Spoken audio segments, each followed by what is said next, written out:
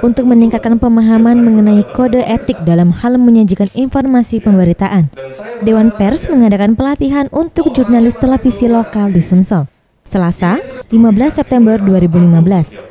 Pada pelatihan ini diberikan mengenai pemahaman dan cara peliputan yang berdasarkan dengan kaedah Undang-Undang Pers. Jimmy Silalahi, Wakil Ketua Dewan Pers, mengungkapkan, pengaduan pelanggaran kode etik masih cukup tinggi di kalangan jurnalis. Sampai dengan Agustus 2015, ada 500 laporan pengaduan yang diterima Dewan Pers dan 85% merupakan pelanggaran kode etik jurnalistik. Yang diterima oleh Dewan Pers, pengaduan yang diterima, 85% itu diantaranya adalah pelanggaran kode etik jurnalistik. Ya, sisanya itu adalah misalnya tindak kekerasan terhadap wartawan, atau mungkin ada kekurang berimbangan, atau mungkin hal-hal yang lain.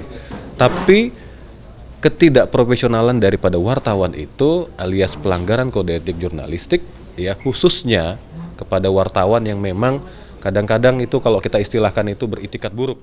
Ia menambahkan untuk masyarakat yang menemukan oknum yang mengaku sebagai wartawan yang melakukan pemerasan dan meminta imbalan setelah proses peliputan, segera untuk melaporkan di organisasi di bawah Dewan Pers seperti PWI, IJTI, dan AJI karena tindakan tersebut bertentangan dengan kode etik jurnalis.